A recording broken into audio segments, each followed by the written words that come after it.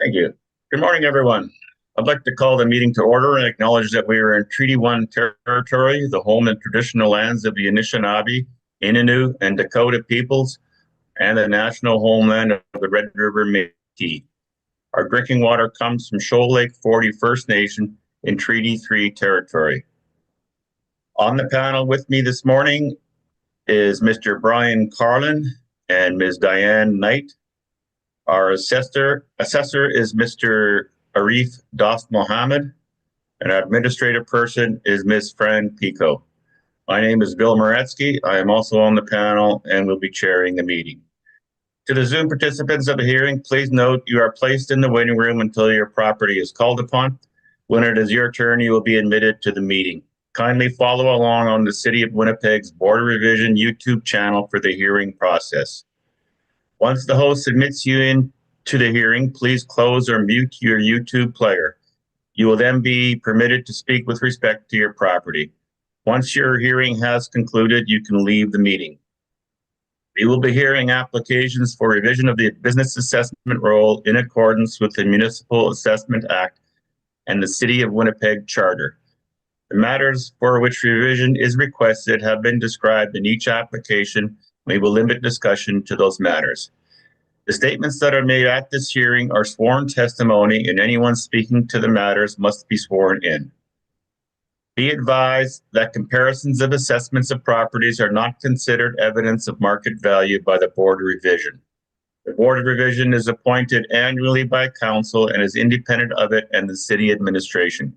It makes its decisions on the basis of the evidence provided at this hearing and issues a written order that will be mailed to all parties as soon as possible. Please note that the board's decisions with respect to an application may be appealed to the Manitoba Municipal Board if the matter pertains to assessed value, or to the Court of King's Bench if the matter pertains to the application of exemptions and taxation. Should you wish to appeal, information on how to do so will be included with the board's order.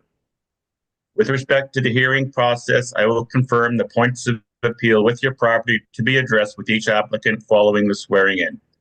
We will then have the assessor's testimony followed by questions that the applicant may have, and then the applicant's testimony followed by questions. Each side will have an opportunity to summarize if they wish. Once all of the evidence about an application has been brought forward, the applicant may leave. The process will repeat for each item on the docket today. The session will close after all the applications have been heard, and the board will deliberate in private and make its decisions. You will receive the board's decision by registered mail as soon as possible.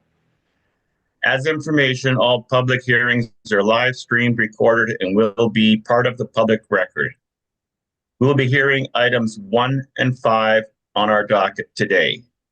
And we will begin with item 5, as it is anticipated to be quicker. So for efficiency, we will start with 5 and then 1. Ms. Picotto, please affirm the assessors and the applicant for item number 5 testimony. Certainly. I will just place the applicant for item 1 in the waiting room. Yes. Okay. Mr. Assessor, please state your full name. Arif Dost Mohammed. Do you affirm that the evidence you're about to give at this hearing is the truth, the whole truth, and nothing but the truth? I do. Thank you. Mr. Story, please state your full name. My name is Jarrett Story. Do you affirm that the evidence you're about to give at this hearing is the truth, the whole truth, and nothing but the truth? Yes, I do. Thank you. Thank you.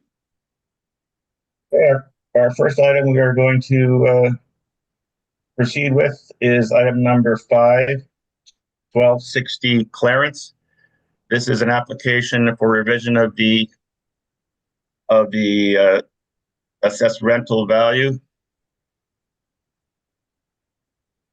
Mr. Dost Mohammed. Oh, sorry, the applicant, Mr. Story, are you requesting confirmation on this property? Yes, sir, we are. Yes, we are indeed. Okay. So, Mr. Dost Mohammed, if you can begin your presentation on that basis then. Thank you.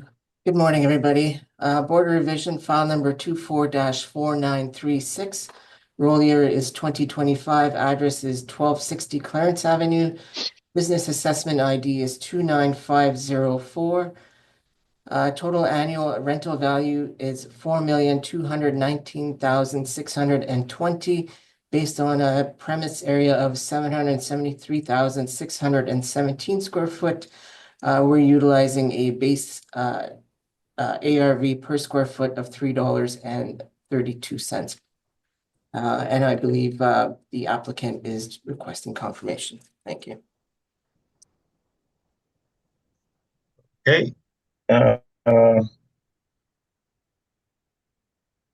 Mr. Story, any questions? No, sir, no questions for me. Thank you. Mr. Carlin, any questions?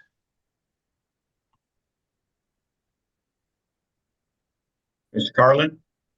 No questions, thank Ms. Knight, any questions? No, sir.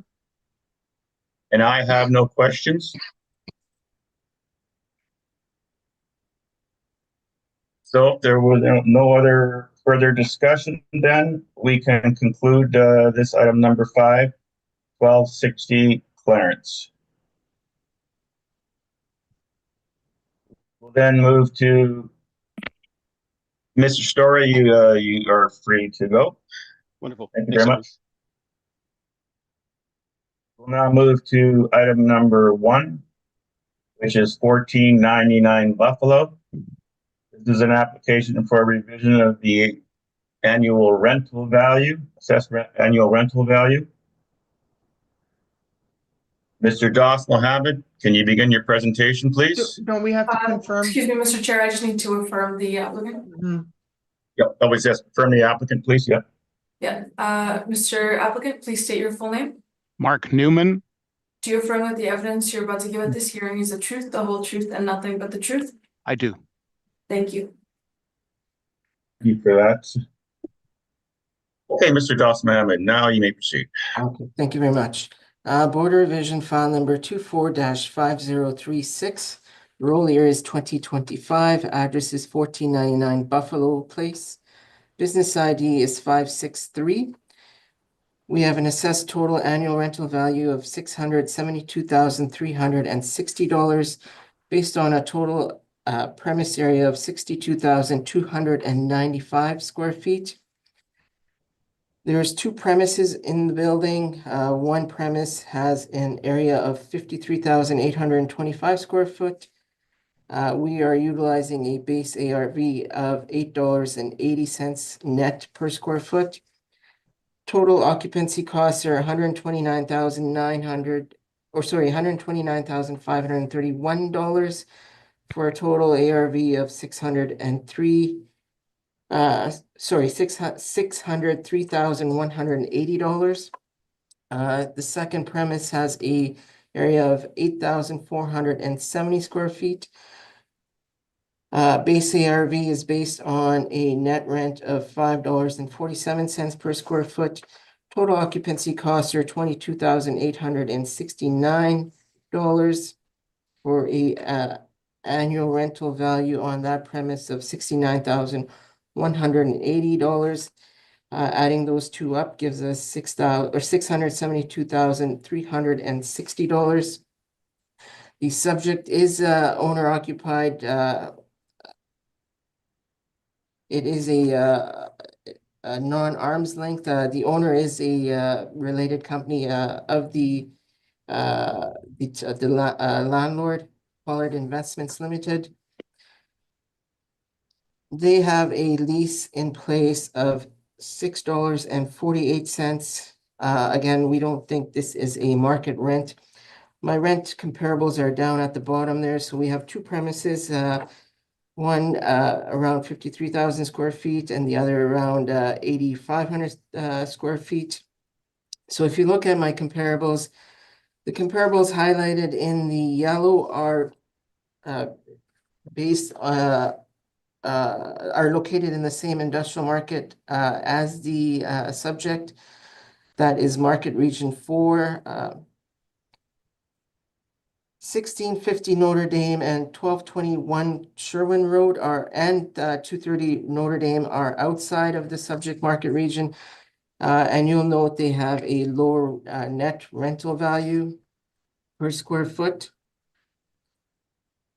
125 and 165 Fennel are owned by the applicant's related company, Salts and Pollard Real Estate. They are basically right beside the subject property, and they are charging their tenants $6.95 per square foot for 9,800 square feet, and $6.90 per square foot for 6,240 square feet. We believe these rental value, or these rents in place are considered market rent.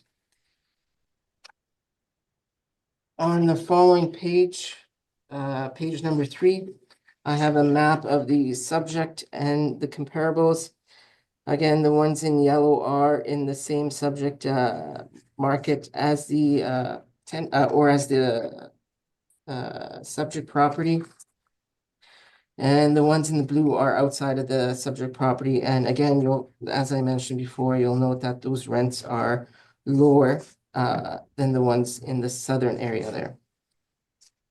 Page 4 is just our industrial markets region map with all the industrial regions colored there. Again, the subject property is in industrial region 4. On the following pages are just some pictures of the subject property, some overhead views. On page 9 is the realty assessment workup that was utilized for the rental, for the realty assessment. You'll note we use the same net rent per square foot of $8.80 and $5.47 per square foot for the two premises. And once that was heard at the board, the Board of Revision confirmed that rental or the assessed value of $6,769,000 based on the two rental values there. So given the information that I just presented, I believe that the rental rates that we have utilized are in line with the market, and therefore the annual rental value for the subject property is in line with the market also. And I am respectfully asking for the board to confirm the assessed ARV. And with that, I'm open to questions. Thank you. Thank you. Mr. Newman, any questions on the assessor's presentation? Yes, I have some. Thank you. Good morning, Mr. Das Mohammed. Good First of morning, all, David. is it fair to say you're putting the greatest weight on the comparables within the region, the ones highlighted in yellow? Yes.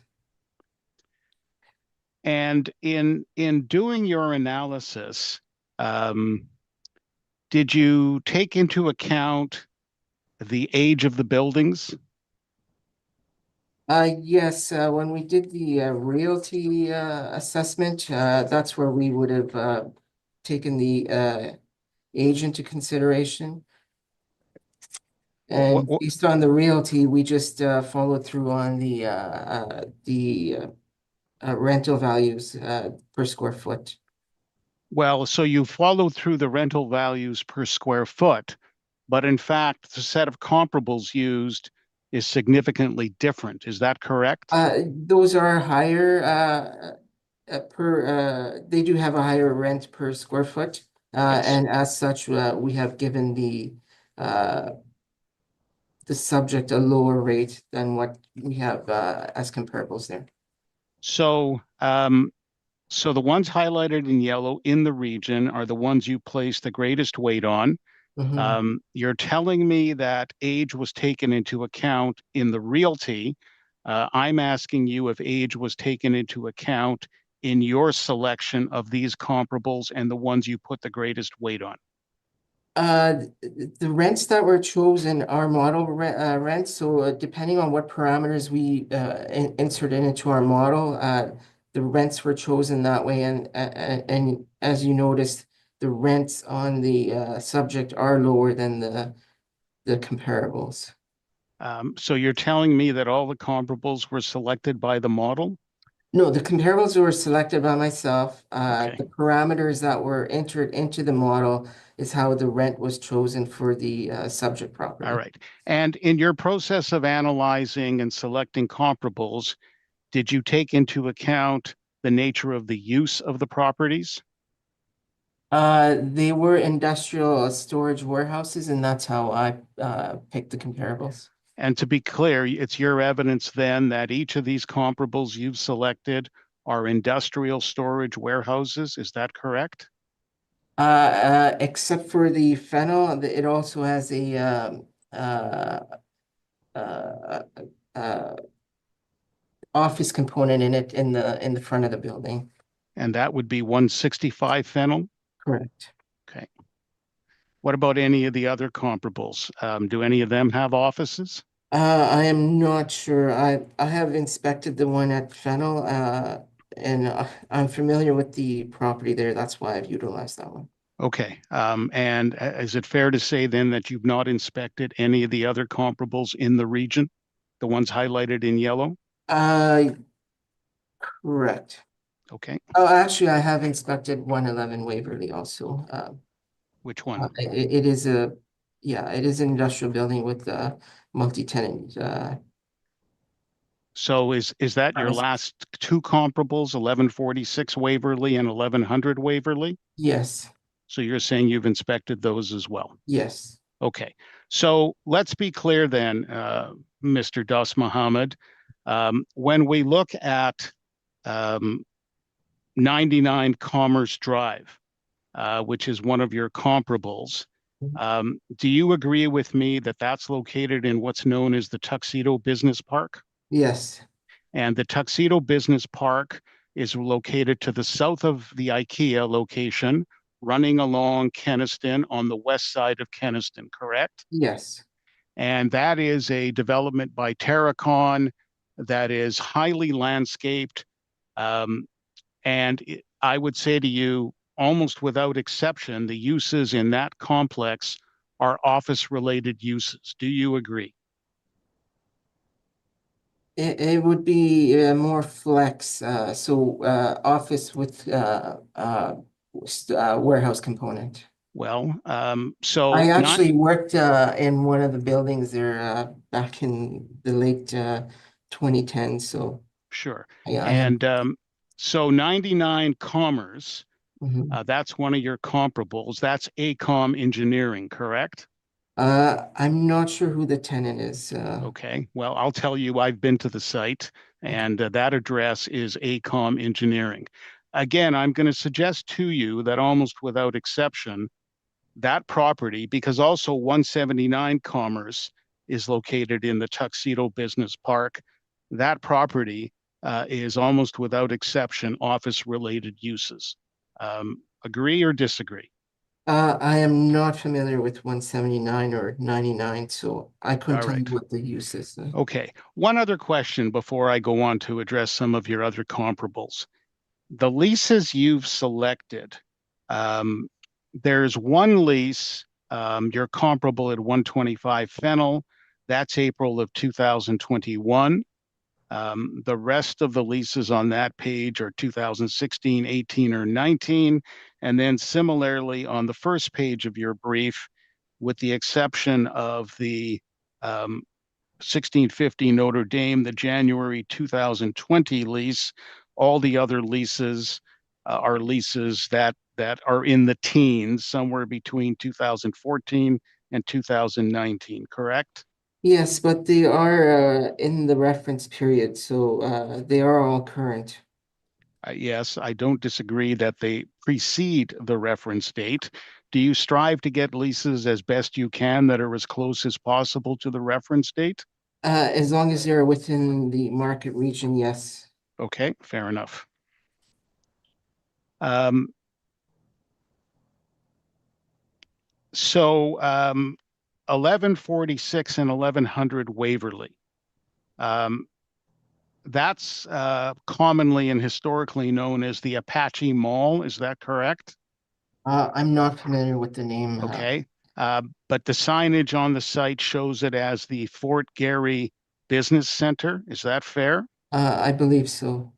And your comparable at 1146 Waverly, is that an industrial related use? Couldn't tell you off the top of my head. Okay, I'll suggest to you it's a social service agency called Pulford Living Center. Are you in a position to agree or disagree? I couldn't tell you off the top of my head Fair enough. which business is it Um, in. Okay. And I'll say to the panel, I've been to this site as well, and I'll provide evidence in due course about what the uses at these sites are. Continuing to look at your leases, the subject property is just over 62,000 square feet. How many of your comparables are a single tenant as opposed to multi-tenant? Are you asking if the property is multi-tenanted or if the lease is multi-tenanted? I'm asking if how many of the comparables are properties that are a single tenant as opposed to multi-tenant properties? Yeah, I'm sorry, I couldn't tell you that off the top of my head. All right, fair enough. And did you consider ceiling heights in these properties in your analysis? No, we usually do not do ceiling heights when we are doing business assessment, as that would have been done with the realty. And do you agree that ceiling heights is a relevant factor for industrial properties I in terms agree of what they for will rent for? I agree for realty. We would have looked at that. Well, why would you not take it into account? Because once it's set in the realty, we just follow through on the business side. Okay, so let's maybe cut to the chase on this. Is it fair to say that the position of the department here this morning, in essence, is realty having been confirmed, business assessment should be confirmed as well? Correct. Okay, I appreciate your candor there. Thank you.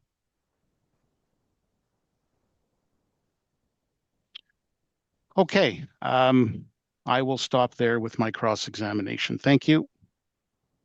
Thank you. Ms. Knight, do you have any questions for the assessor? I do not. Mr. Carlin, do you have any questions for the assessor? No, thank you. Well, you mentioned location a few times in your presentation. You know, that some of them were close to the subject, some of them weren't.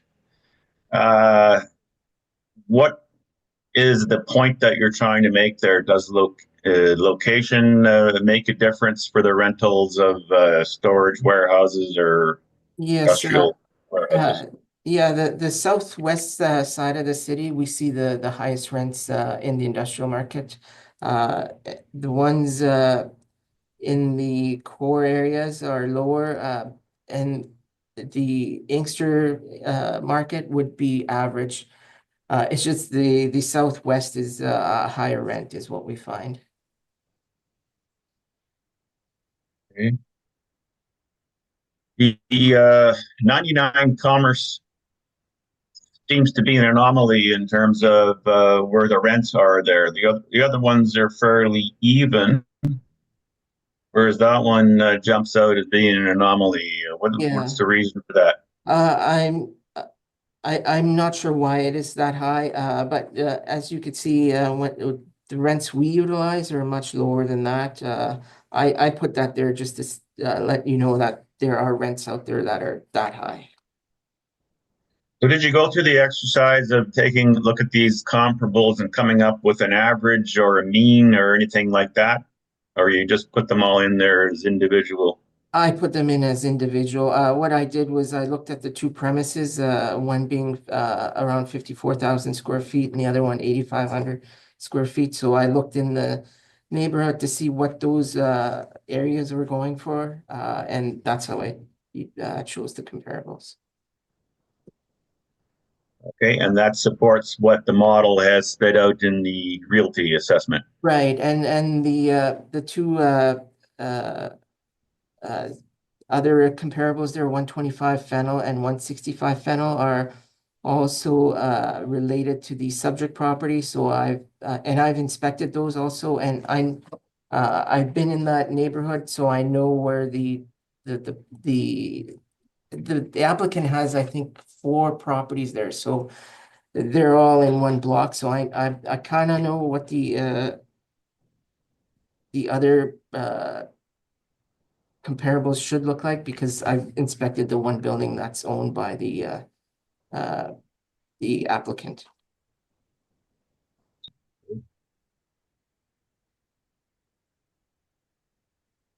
Were these same comparables used in the realty assessment? I'm not sure what the realty was, which ones they utilized. I thought I had put those comparables in, but I didn't. I had another page that showed just the realty comparables, but no, I didn't. I don't know off the top of my head. Sorry. So you are aware then I the could bring them up. Sorry. you are aware that the panel will not consider the fact that that appeal was confirmed. You're aware of that? It's up That to will the not enter into our yeah, it's up to the consideration. board how they decide, how you decide. So I'm fine with that. So use the term industrial storage, meaning that the building does not have an office. Is that correct? No, it does have a office. It's just most of it is warehouse. No, I mean in your comps. You said comps are industrial storage, most of them. They do I have believe office. They do have office. So they're office and warehouse components. office But warehouse. right. But most of it would be warehouse. Okay, But but they do have an office component.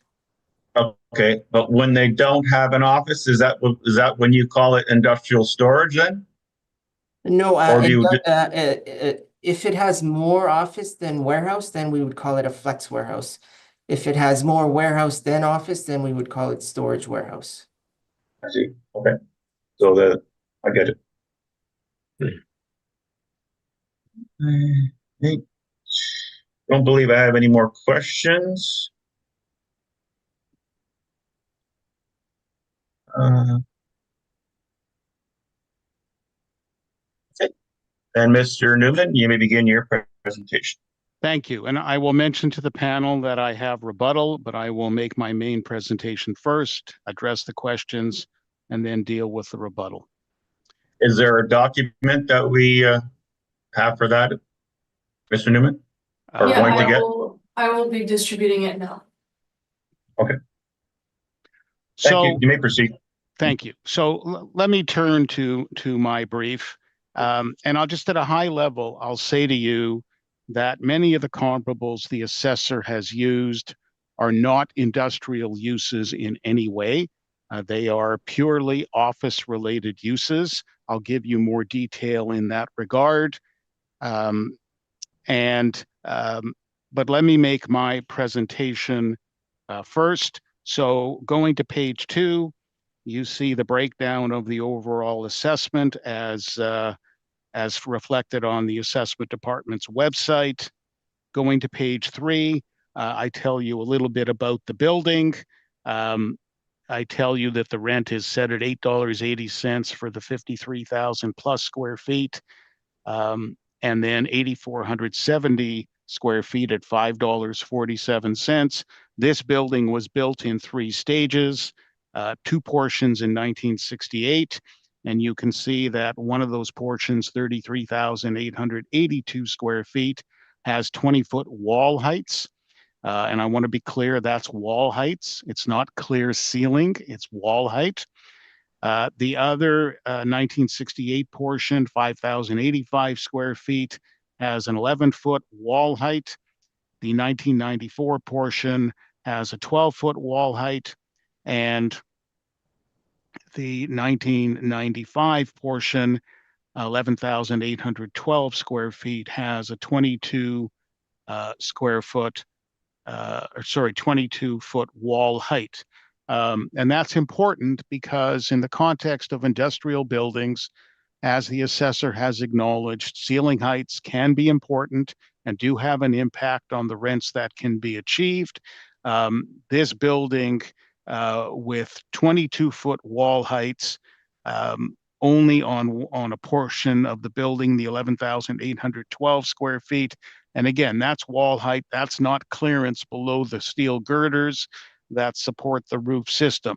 So at this level of wall height, the clear ceiling is going to be 2 to 3 feet less.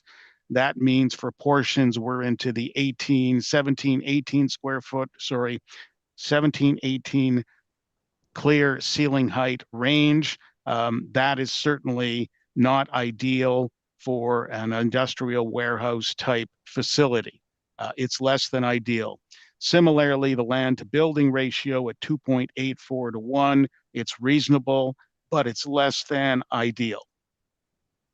So as the assessor has told you, the actual rent in place reflected in the questionnaire is $403,687, which calculates to $6.48 per square foot.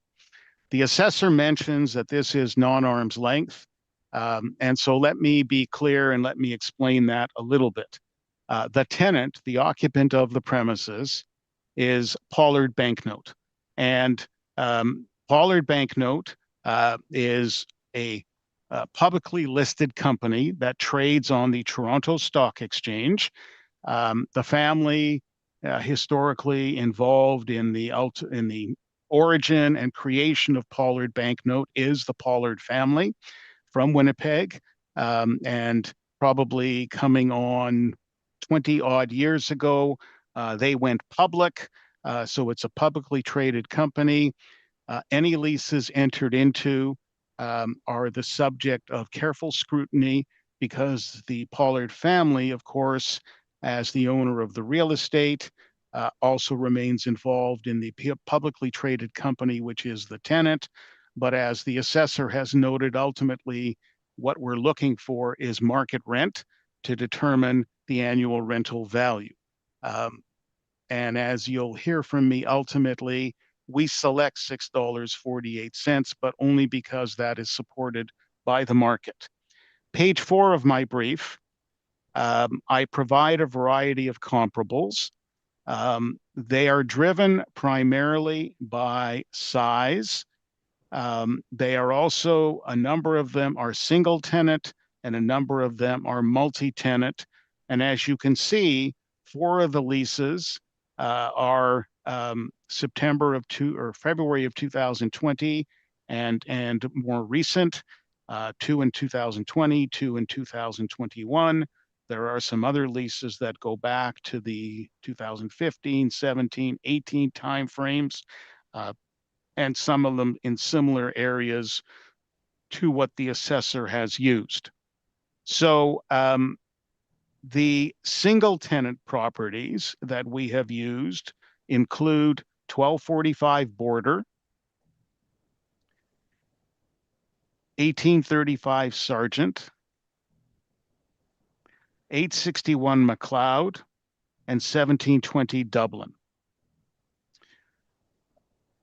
1245 Border is premises occupied by a company called William White. When you see movies being shot around town and you see the trucks parked along streets, you'll often see William White referenced on those vehicles. They are a movie production company, and they occupy the entirety of this space at 1245 Border, which is essentially the same size as the subject, with a lease in the September 2020 date. 861 McLeod is Woodland Supply, a significant woodworking, wood milling premises and facility, larger than the subject, obviously at 101,000 square feet. 1835 Sargent is a company called WETT, W-E-T-T Distributors. It is a beverage distributor and that's a single tenant building occupying the entirety of that space. And then 1720 Dublin, I believe, is the UPS space at the corner of Dublin and Route 90. And again, a single tenant occupant, 52,000 square feet, so much similar to the subject. The property at Sherwin Road, there's two of them there, 1169 and 1175. That's actually one large building with two separate premises. The 1169 Sherwin is a warehouse facility occupied by the Canadian Tire operator at the Polo Park, St. James Street Canadian Tire operation. And he uses that facility to warehouse his product. That's a July 2021 lease at $5.95 a square foot. 1175 Sherwin is a company called Macmore, and they're involved in the distribution of safety equipment for use in construction and industrial uses, and just under 60,000 square feet there at $5.87 a square foot. 1000 King Edward is the most recent lease. That's part of the former Safeway Distribution Center on King Edward, now occupied by a number of tenants. This December 2021 lease is Northwest Company, who in December of 2021 signed on at $5 a square foot. And 1530 Gamble, that one geographically is the closest to the subject. It's located fundamentally across the street, across McGilvery, and a little bit further to the west. That historically, that's a very large property, near to 400,000 square feet in total. One time it was the McLeod's distribution center. When that business failed, it became a number of other things over the years. It's multi-tenant now, and there's 82,000 square feet at February of 2020, and that one is the most proximate in terms of location. So what I've got here is 4 leases that are 2020 and more recent. 2 of them are 2021. I've got 4 leases that are single tenant. I've got 4 leases that are multi-tenant. The average rate is $5.18. The median rent is $5.25. The subject property, and I've tried to address ceiling heights in these comparable properties as well. I've identified them as wall heights, as the city does. And we can see that the wall heights range, some higher, some lower, and some split, because many of these properties have had additions constructed on them over the years. And so I ultimately come to the conclusion that a rent of $6.48 a square foot should be used. That creates a total annual rental value of $556,069, as you can see, and in my calculation at the bottom of page 4. Ultimately, the decision you're going to make is going to become a question of the weight you're going to give the different comparables, and I will speak more to the assessor's comparables in my rebuttal, providing you with some additional detail in that regard. Some photos on page 5 of the subject property, an overhead photo on page 6, and you can see at page 7 and following the questionnaire, and that is where I get the annual rent from. And that is what I have for you by way of my submission, subject to the rebuttal, and I'm open for questions. Okay, thank you. Mr. Doff Mohammed, do you have any questions on the applicant's presentation? Just a couple. Mr. Newman, you're utilizing a rent of $6.48, and that's what they are being charged. So you're not putting any weight on your comparables then? No, what I'm doing is I'm reflecting the fact that the comparables would actually bring the rent in below what's actually been put in place, but they've put the 648 in place, recognizing, and as you framed it as a non-arm's length lease, they've been very careful because of the related ownership of the publicly traded company and the owner of the land to make sure that there can be no questions that the rent that's in place is more than adequate, all things considered. Do you agree that rents in the Southwest are higher than rents in the, say, Inkster Industrial Park? I would agree with that as a generalization. It will vary from building to building, of course, dependent on the attributes of each individual building. This building, I think, in relative terms, is a lesser quality building because of the clear ceiling height, because of the land to building ratio, and those types of considerations. But as an overall high level general statement, I accept the concept that the Southwest is higher than Inkster. You would agree that the building has approximately 60,000 square feet, and some of your comparables are much larger than that? I would agree some of the comparables are larger, yes. Okay, those are all the questions. Thank you. Mr. Carlin, any questions for the applicant? One question. So when I do look at the comparables, so really it is only that 1530 Gamble that's in that Southwest area that we're talking about, right? Yes, that's correct. Okay. No other questions. Thank you. Ms. Knight, any questions? Are your rents net rents or actual rents? The $6, oh, the comparable rents are all net rents. Okay. Let me rephrase. They are all actual net rents. Yeah, actual net rents. Yeah, I got that. Okay, thank you.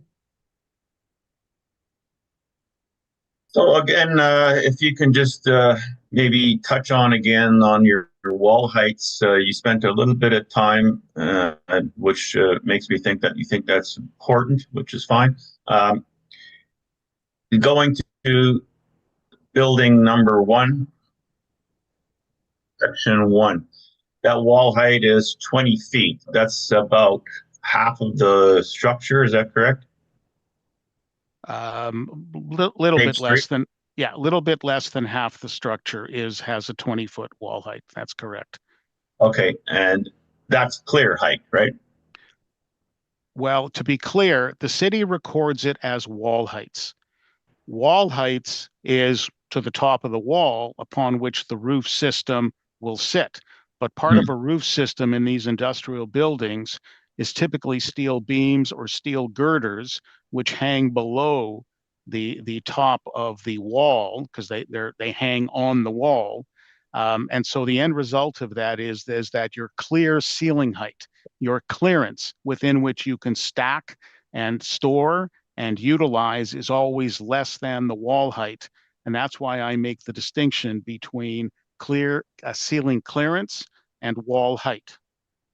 So what would be the clear height then? Are you aware of what that is? So, girders, depending on the system, can be 2 to 3 feet. And so that's why I said earlier that what we're talking about ultimately is a clear ceiling height of in the range of 2 to 3 feet less than the wall height. Okay. So if in your comparables, are we then looking at apples to apples here? That wall height, that clear height would be the same for the comparables, right? That's right. So the subject, as I detailed on page 3, those are expressed as wall heights on page 3. That's from the city's website. And they show the 33,000 portion built in 1968 as being 20-foot wall height, then 11-foot wall height, then 12-foot wall height, then 22-foot wall height. So your clear ceiling is always going to be 2 to 3 feet less than those expressed wall heights.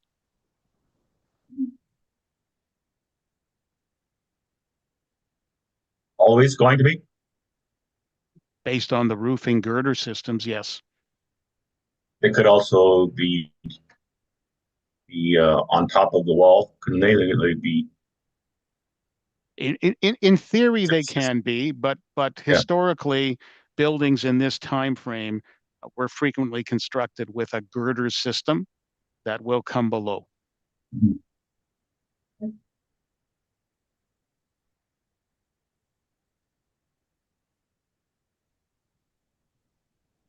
So the difference between your presentations basically is that the comparables you use are different than his, difference in the cities, correct? That is correct. That's part of it. And as you'll see when I get to my rebuttal, I think many of the comparables the assessor has relied upon are not industrial uses at all. Okay. I have no further questions then. So you can begin your rebuttal then. Does everybody have the rebuttal document in front of Yeah. them? Yeah. Does there anybody not have it? Yeah, just give me 1 minute. I'm loading it up.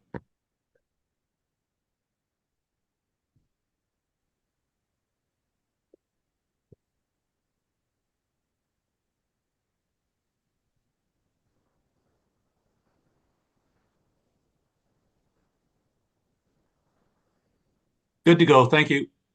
Okay. So what I've done, and I'll turn the pages which are numbered, but what I've done is I've tracked the order of the assessor's comparables.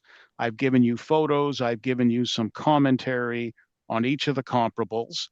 So, and the first of those is 310 debates. That's where the assessor's got a $9.05 rental rate. This is 2008 construction, so it's much younger, much newer than the subject property. This is a modern warehouse facility with 24-foot ceilings. I believe the tenant that the assessor has identified is Vita Health. It's a multi-tenant building with, as we know, I believe actually 74,000 square feet in total. Page 3, 99 Commerce, and I touched on this in my cross-examination. So 99 Commerce is Tuxedo Business Park, as is 179 Commerce. I have been to this area many times, but I actually drove through it on Thursday evening. It's a lovely development in the sense that it's well landscaped. You can see on page 3, the landscaping, the fountains. It's got many fountains and landscaping like this throughout. I've listed a variety of the tenants. How did I get those tenants to list them? Very conveniently, the landlord has signs to help people who come to this development find the tenant they're looking for. And these names are all taken by me off the signs. And as you look at these names, these are not industrial tenants. These are office uses substantially. There's pharmacy there. And that's what 179 Commerce is. And I'll get to that in a couple of moments. But these are all office related uses. None of this is industrial. And so I would say simplistically, it's not a very good comparable. Page 4 is the overhead view of the development. And you can see the fountains, the tenant that is being used. The lease in question is AECOM Canada. AECOM is a civil engineering and building industry consultant. They are a large multinational firm with various engineering and related disciplines. On page 5, you see a photo of the premises. I've been there. I've seen the address. I've seen the signage. And then page 6 is again another overhead view. That's Kenaston along the top of the photo. There's a Tim Hortons located along Kenaston at the top of the photo. But all of this is the development about which we're speaking. And I say simply, it's office. It's not industrial. 1650 Notre Dame. For those of us who are old enough to remember, this used to be the Labatt's Brewery site a long time ago. It was demolished. It was redeveloped into these 4 large buildings. They are each in the neighborhood of plus or minus 170,000 square feet. They are multi-tenant buildings with a large variety of different uses, some smaller, some larger. I believe the tenant in question at unit number 1 is Westburn Electrical, and they are a distributor of electrical products. They are not a manufacturing facility, but that's who I think that tenant is. 1221 Sherwin. This has gone through a number of uses over the years, and you see the photos. It is a manufacturing facility, has proximity to the airport, of course, which for some uses is considered valuable and useful. Page 11, 100 Irene. So that's in the region, and that's one of the comparables. This is a company called Bomimed. They manufacture medical-related products, anesthesia and critical care products. Medical product manufacturing requires a sterile facility. And so this is quite different than an ordinary industrial or storage-related use because of the nature of the product that they're manufacturing at this location. 15 Scurfield, built in 1999, 24-foot ceilings in the warehouse area. It's also got 2 different office uses in it. Keller Williams Real Estate Services, Amterra Legal Services, that's the signage visible in the middle of the building. Many premises located along Scurfield are newer in their nature and more business office oriented in their nature, but it's a multi-tenant building. 2030 Notre Dame, a multi-tenant building. This is opposite the Red River College campus. I believe that the tenant the assessor has identified here is Unit A, EMCO, which is a plumbing distributor. But Coast Appliances, Raleigh's Transfer, they're also in the property. 1042 Waverly. So this is a property, and it's entirely possible some of you have been here. It's a 2-tenant property, super lighting, and also the Floor Show, which is both of them are retailers of one floor products, the other lighting products. And the uses here are primarily retail. There is some storage available on site. You see at page 15, excuse me, page 15, an overhead, and in the lower, an additional photo, the signboard identifying the tenants. And then I think the tenant that the assessor has identified here is the Floor Show, which is a full-service flooring company, which by coincidence is also a tenant at 165 Fennel, one of the assessor's other comparable properties. 179 Commerce Drive, again, it's part of the Tuxedo Business Park, which we've addressed earlier. Again, you see in the photos on page 17, the landscaping, the fountains, but you also see that this tenant is Innomar Pharmacy and Innomar Clinic. It's medical and pharmacy related. If you look at page 18, you see a closer up of the signboard on the building, and you can actually make out the 179 in the lower photo.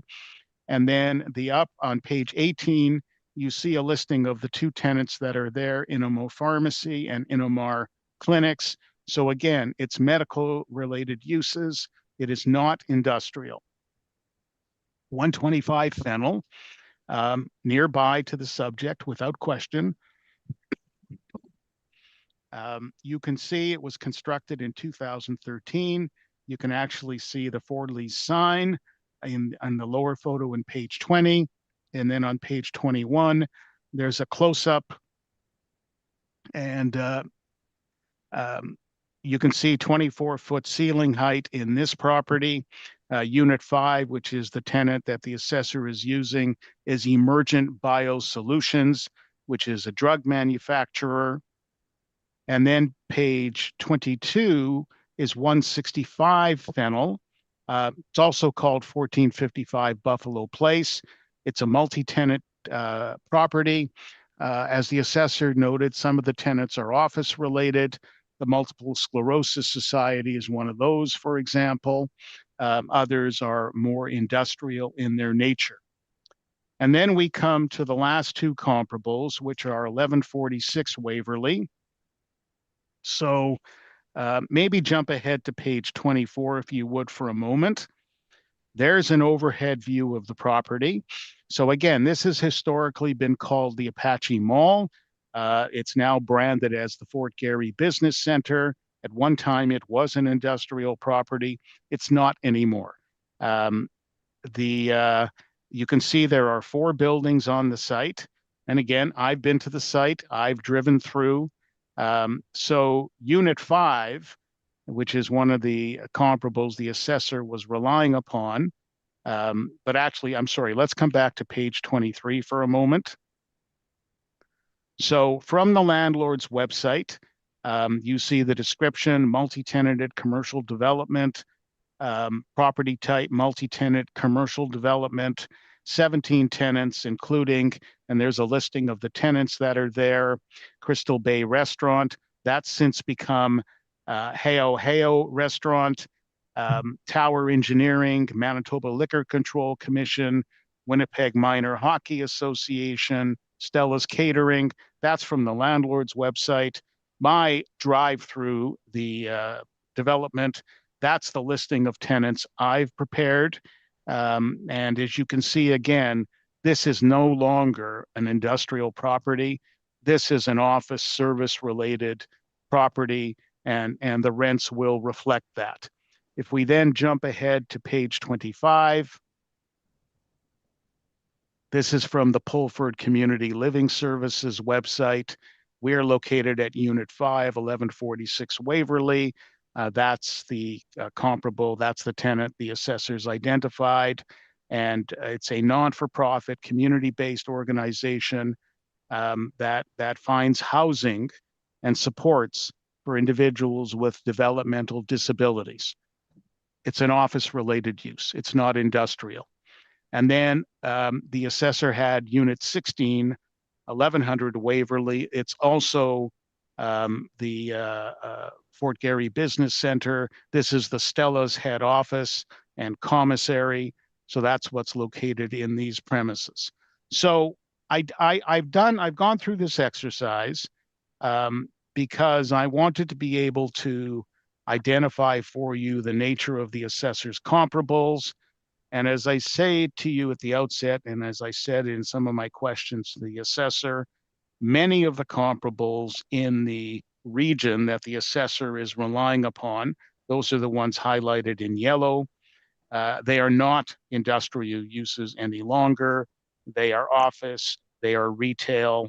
And to the extent you do have some what might be called manufacturing related uses, like 100 Irene at $10.14 a square foot. It's a sterile medical manufacturing facility. So it's a very different type of facility. Not 125 Fennel, the rent is $9.95 a square foot. That's also a drug-related tenant, a much newer property with 24-foot ceiling heights, and that's reflective of the quality of the property. It's also, if you look at the concept of economies of scale, which is always important in these matters, those tenants listed on page 2 of the assessor's comparables in the $875, $9, $995 range, with square footage ranging from 6,240 up to 10,400. Again, economies of scale, much, much smaller. These are individual tenants in multi-tenant facilities. The rents are always going to be higher for tenants of that type in that multi-tenant environment. We're talking here about a single occupant in a large building of just over 62,000 square feet. So that's what I have for you by way of rebuttal. I'm open to questions. Thank you. Mr. Dost Mohammed, do you have any questions on the applicant's rebuttal? Yeah, thank you. Mr. Newman, you would agree that the subject building has two premises, would you not? Well, it's got, certainly the assessor has identified that there are two premises. This is a single building. The second premises, the 8,447 square feet, that's upper level space. It's mezzanine space. That's why I believe it's identified as second premises. And that's an office area, is that correct? That's correct. And the manufacturing part, they manufacture lottery tickets, is that correct? They manufacture both lottery tickets as well as packaging materials. And it's a very highly secure area, like the city has tried to inspect it, but we've been denied on many occasions. Well, I'll assume, I'll accept that that city has tried to inspect. I can tell you that I, together with David Penner, some years ago, went through the adjacent Pollard premises at 140 Otter. So certainly, there's But no. the subject area is pretty hard to get into. Well, they're careful, obviously. I mean, lottery tickets are there's a high level of risk, and those who want lottery tickets produced for them want to make sure that appropriate security is in place. I accept that. Mr. Dost Mohammed, is your line of questioning in regards to rebuttal? Yeah, because I do have a couple of pharmacies and drug manufacturing comparables that I utilized. I think they are the same because they would be highly secure also. Nobody can just walk in there and start inspecting. So I have utilized similar types of comparables is what I'm getting at.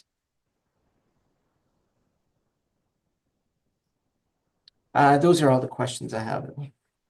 Okay. Ms. Knight, any questions on the applicant's rebuttal?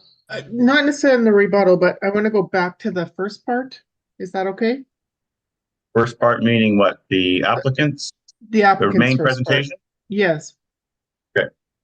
Yeah. So when you said $6.48 a square foot, that's for the whole amount? You didn't have a different amount for square footage of the larger amount and then the smaller amount? That's It's correct. just $6.48 in total? Yes. So the 53,000 is at 648 and the 8,400 is at 648? Well, at the end of the day, certainly, we often run into this, that sometimes people want to put different rates in place for different portions of premises. In my experience, when a landlord and tenant are negotiating a lease, they're simply negotiating a single overall rent for premises. And so, Right. and then you get into the whole debate about whether a mezzanine area has a lesser value. And we see that frequently as well. But what I've intended is 648 overall. 648, and then when you add on the utilities, it comes to 891. No, when you add on the utilities, the overall value, annual rental value, no, it never comes to 891. So if I take the 555 divided by the 53 and the 84 added together. What's the 555? The 555 is your total amount, 555,069. Oh, yes, yes. And if I divide that between the total square footage, what do I get? You've got to take off the cost of occupancy to get the rental rate. So if you're looking at page 4 of my brief now, if you use the rental rate of 648 on the entire 62,000 plus square feet, you get $403,671. Right. And then I add to that the cost of occupancy. Okay, thank you. Mr. Carlin, any questions on the applicant's rebuttal? No, thank you very much. I have no questions on the applicant's rebuttal. Hey, anything in summation, Mr. Dost Mohammed? No, I'm good. Thank you very much. Anything in summation, Mr. Newman? I'm good as well. Thanks very much. Okay, that will conclude this property at 1260 Clarence. Thank you, everyone. Have a good day.